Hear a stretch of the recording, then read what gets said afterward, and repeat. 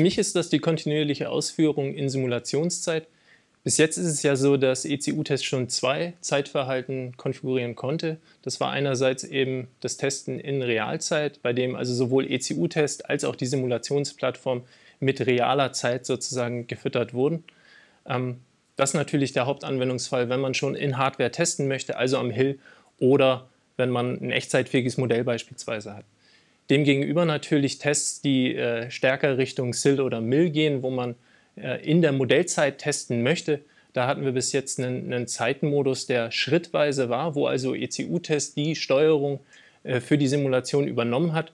Und dafür musste natürlich auch die Simulation angehalten und wieder fortgesetzt werden. Das funktioniert dann insofern gut bei einfacheren Umgebungen und wo man auch das Zeitverhalten explizit abtesten möchte. Aber es scheitert eben in den Fällen, wo man schon relativ nahe an Setups sind, die so einen Kosimulationscharakter haben. Das ist einfach zu kompliziert, dann entsprechend das Modell zu stoppen und dann wieder fortzusetzen, hat einfach zu viele Abhängigkeiten nach draußen. Und insofern gibt es da jetzt eben diesen neuen kontinuierlichen Modus, der eben dazu führt, dass wir auch in diese Bereiche vordringen können, sodass eben auch die Modelle nicht wieder gestoppt und gestartet werden müssen. Das Ganze unterstützen wir mittlerweile jetzt auch schon für 5 Tools. Da haben wir Silver, Generic SIL, FMI, MATLAB Simulink und CarMaker. Und das Ganze hilft eben, ja, ins virtuelle Testen vorzudringen, sodass man schon zu einem Zeitpunkt eben Integrationstests fahren kann, zu dem vielleicht auch das Steuergerät noch gar nicht in Hardware vorliegt. Für mich ist es das Ethernet-Testing. Ethernet-Testing ist zunehmend wichtig. Also nahezu alle Steuergeräte, die bisher klassisch über CAN, über FlexRay kommuniziert werden, haben das Potenzial, zukünftig eher in Domain-Controllern integriert zu sein oder zumindest mit zentralen Steuergeräten über Ethernet kommunizieren zu müssen. Entsprechend verlagert sich die gesamte Fahrzeugfunktion und die Kommunikation hin auf die Ethernet-Busse. Das ist ein Thema, das hat uns das gesamte Jahr begleitet über die letzten Releases. In Version 20.20.4 sind 2 wesentliche Features dazugekommen. Das ist zum einen die Unterstützung von IPv6 und zum anderen die Unterstützung von den AUTOSAR Socket Adapters. Was steckt dahinter? Hinter IPv6 steckt eben nicht nur die Möglichkeit, dass man mit ECU-Test jetzt einem solchen Netzwerk dann zuhören und bewerten kann, im Sinne des Analyzers, sondern auch aktiv an der Kommunikation teilnehmen kann. Und das ist für ein Testtool sehr, sehr wichtig, denn die Kommunikation in einem Ethernet-Netzwerk findet in vielen Fällen, also insbesondere im Zusammenhang mit Adaptive AUTOSAR, halt servicebasiert und nicht klassisch signalbasiert statt. Das heißt, man muss dort eingreifen, man muss sich für bestimmte Services registrieren, man muss mit dem Testobjekt interagieren, bevor man es überhaupt testen kann. Und genau das kann ECU-Test jetzt und ermöglicht somit eben das Testen dieser neuen Steuergeräte und der damit auch verbundenen neuen Fahrzeugfunktionen im servicebasierten Modus. Das ist der neue Modus. Natürlich ist es auch so, dass viele klassische Fahrzeugfunktionen weiterhin funktionieren und diese werden typischerweise über Ethernet eher getunnelt. Das heißt also, die klassische Kommunikationsstruktur, die in den Steuergeräten vorliegt, bleibt erhalten. Der Standard dafür, den wir jetzt unterstützen, ist das AUTOSAR Socket Adapters. Das ist also ein Weg, wie ich klassische signalbasierte Kommunikation über Ethernet, über IPv4 oder IPv6 tunneln kann. Und genau daran kann jetzt ECU-Test eben auch teilhaben und das Testen in so einem Umfeld ermöglichen.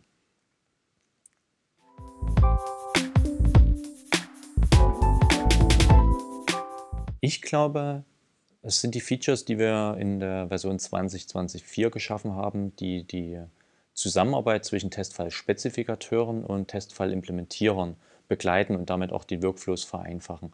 Das Feature konkret ist die Möglichkeit, Spezifikationspackages und Implementierungspackages in einem ECU-Test-Workspace vorzuhalten, miteinander zu verlinken, diese miteinander abzugleichen, voneinander abzuleiten, also mit einem Spezifikationspackage zu beginnen und wenn das seinen Review-Prozess bestanden hat, dann ein Implementierungspackage daraus abzuleiten, wenn sich später Änderungen ergeben, diese dann auch entsprechend abzugleichen. Das heißt, die Workflows, die dahinter stecken, die sind nicht vorgegeben, sondern die können jeweils in dem Projekt so gelebt werden, wie es gebraucht wird. Die Features, die die Traceability dort herstellen, denke ich, sind es, die hier den Mehrwert von ECU-Test ausmachen und an der Stelle auch begeistern, denke ich. Für mich ist es vor allem die Art und Weise, wie wir jetzt mit Variantenreichtum umgehen, insbesondere analyseseitig.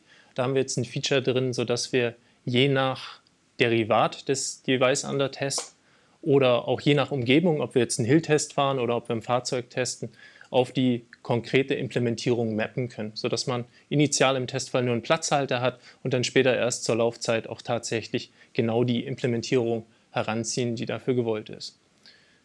Daneben gibt es auch noch ein Feature, dass wir jetzt weitere Generatoren unterstützen. Dadurch können natürlich alle einfach davon profitieren, von den Generatoren, die da jetzt mit ausgeliefert sind. Es wäre einerseits so ein Generator Richtung Bulk-Analyse, dass man also alle Traces jetzt aus einem gewissen Verzeichnis unter einer analytischen Fragestellung bewerten möchte. Das ist jetzt also ganz einfach möglich.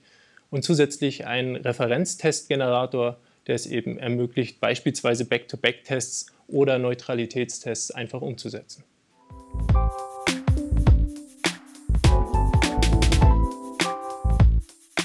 Ja, zu unserem Release-Prozess gehört ja auch immer zu, dass wir die Neuerung in die Welt hinaustragen. Darum drehen wir jetzt auch dieses Video. Und normalerweise machen wir das ja auch immer durch Vor-Ort-Termine, also dass wir beim Kunden die wesentlichen Neuerungen vorstellen. Und das ist natürlich leider ein Format, das zurzeit wegen Covid nicht so möglich ist. Ich bin mir trotzdem sicher, dass wir weiterhin sehr guten Kundenkontakt haben und trotzdem das etwas, das mir schon fehlt. Was mir dazu aber aufgefallen ist, und das finde ich richtig gut, ist, dass das, was wir damit erreichen wollten, nämlich Funktionalität so schnell wie möglich wirklich in den produktiven Einsatz zu bekommen, das haben wir erreicht. Und das wäre auch nicht ohne den Kundenkontakt gegangen. Das heißt also, 4-mal im Jahr ein Release zu haben, bedeutet für uns und für den Kunden eben auch schneller Feedback in jede Richtung, bedeutet die Möglichkeit, wichtige Dinge auch nochmal ein Stück vorzuziehen und noch eher auch liefern zu können.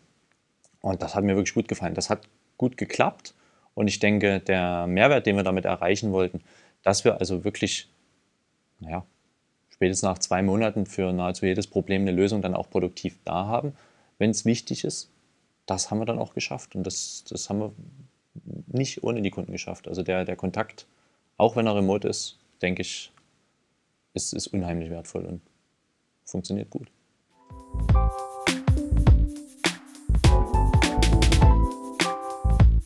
Auch 2021 haben wir wieder 4 Releases von ECU-Test geplant.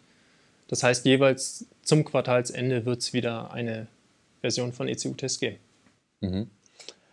Die Schwerpunkte dabei werden auf jeden Fall sein das ADAS-Testing, dort die Testmethodik, das Bearbeiten und Erstellen von Testszenarien, das Treiben von Standards in dem Bereich, ASAM OSI, Open Scenario. Weiterer Schwerpunkt sicherlich das Thema Infotainment-Testing und weitere Third-Party-Tools, die wir dort anbinden werden. Das Thema Virtualisierung, sowohl in die Richtung Co-Simulation, SIL, als auch in die Richtung Cloud-Ausführung von Testumfängen im großen Stil parallelisiert in virtuellen Umgebungen. Sicherlich auch Linux dort in dem Kontext mitzunennen. Ja, also das sind so die Schwerpunkte, die uns eigentlich ab jetzt auch begleiten und die dann auch in den ersten Releases, die im nächsten Jahr kommen werden, enthalten sind.